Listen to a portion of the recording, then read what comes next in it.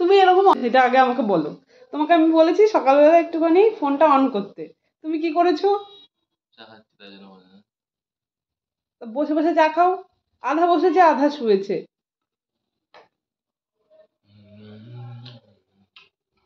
ঠান্ডা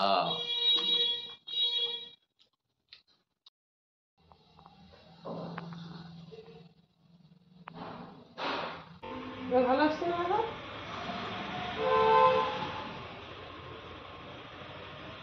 আমি এগুলো সব দেখি। এই গাইজ গুড মর্নিং, আমি মুখে চলে এসেছি সকাল সকাল নতুন একটা ভিডিও নিয়ে। আগের দিন ময়নামতি চালাইছিল, তো দেখতেই পেলে ওর চা খাওয়া হয়ে গেল।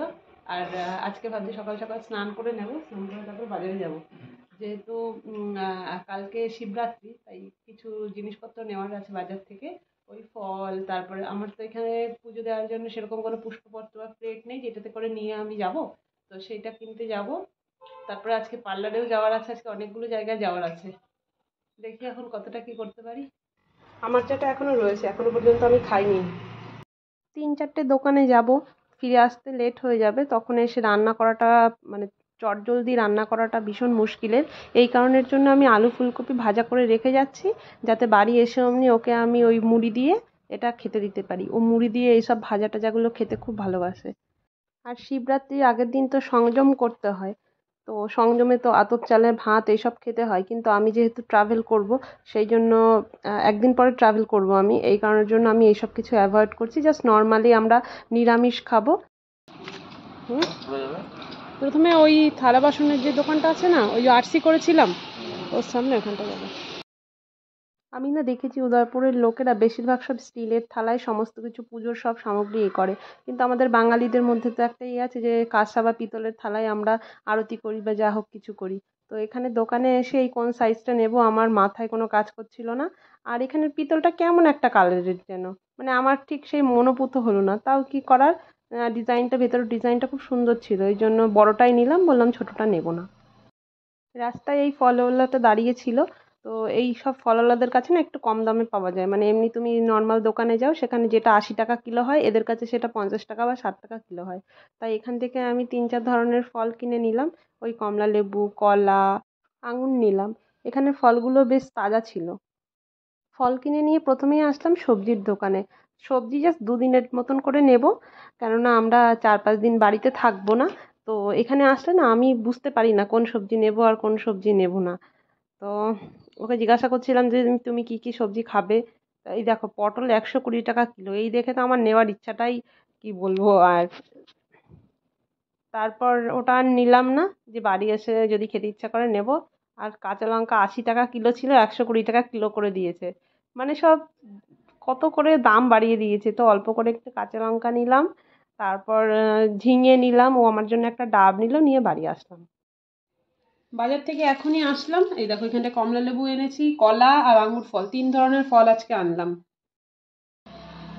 আর যেটার জন্য মেইনলি বাজারে গেছিলাম, এই যে পিতলের প্লেট, দেখো কি সুন্দর কারুকার্য করা, এটা নিয়ে এসেছি।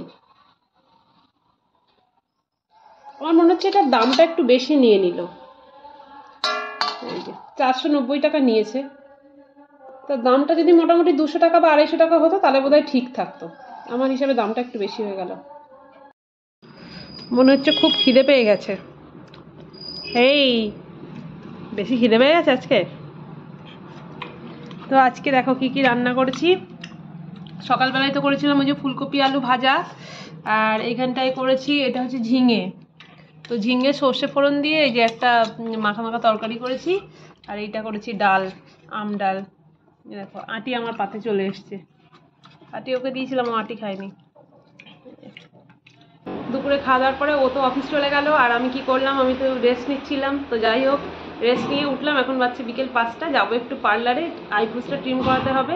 অনেকদিন যাওয়া হয়নি পার্লারে, আর তাছাড়া আমরা পরশুদিন জয়সলমার যাচ্ছি, এই কারণের জন্য পার্লারটা মাস্ট যেতেই তো হবে, জানোই বোঝোই তো যে মেয়েদের ব্যাপার, ঘুরতে যাওয়ার আগে নিজেকে পরিপাটি করে না নিয়ে গেলে তো আবার হবে না।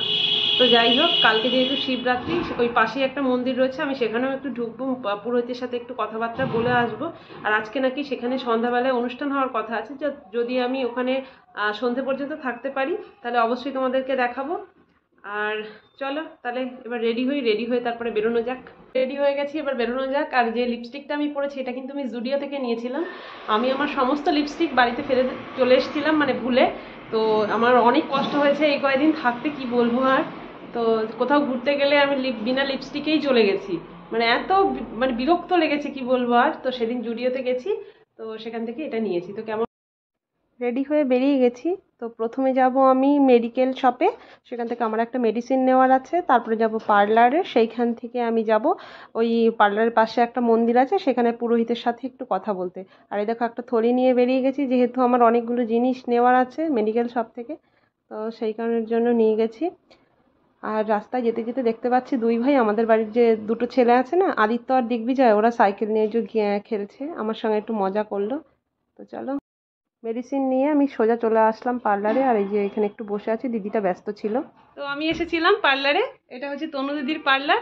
তো দেখো আমার আইব্রোটা কি সুন্দর করে দিয়েছে।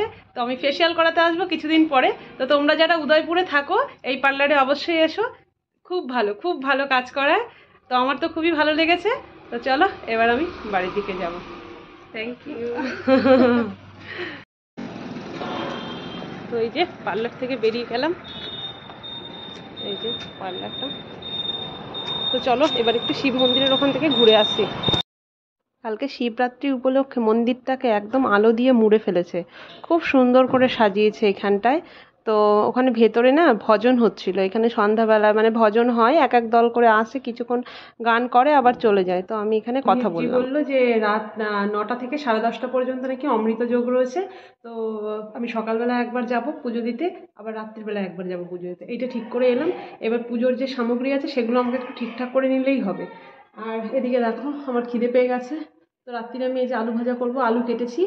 আর ডাল তো রয়েছে, ঝোল তো রয়েছে, ঝিঙের ঝোল না, মানে ঝিঙে জাস্ট একটুখানি রয়েছে। ও খুব ভালো খেয়েছিল ঝিঙেটা, ওই জন্য ওকে বেশি দিয়ে দিয়েছি। আর এখন জাস্ট আলু ভাজাটা করব, খাবো। তারপর একটা মেহেন্দি এনেছি, মেহেন্দিটা করবো। রাতের খাবার আমি বেড়ে নিয়েছি, থালাটা একটু অগোছালো হয়ে আছে। আহ, তো আমি আর নিজে খাবো, তো ওই জন্য আর সেভাবে আমি গোছালো করে আর গোছাইনি। তো এ দেখো এখানটায় সেই ডাল আর এই যে আলু ভেজেছি, একটা আলুই ভেজেছি। আর এটা অল্প একটু নিয়েছি। বেলার খাবার টাবার খেয়ে এই যে মেহেন্দি নিয়ে বসে গেছি। চলো এবার রাত্রে এখন 11:30 বাজে। মেয়ে দুই হাত আর দুই পায়ে কি রে বলে জানো, মেহেন্দি। মেহেন্দি লাগিয়েছে। আমি ডিউটি থেকে এসে দেখছি এই অবস্থা। তুমি ঘুমাবে না নাকি? এখনই যাবো, হেঁটে এসে ঘুমাবো। কালকে সকালে ভোরে উঠতে হবে, ভোরে উঠে যাবো আকন্দ ফুলের খোঁজে।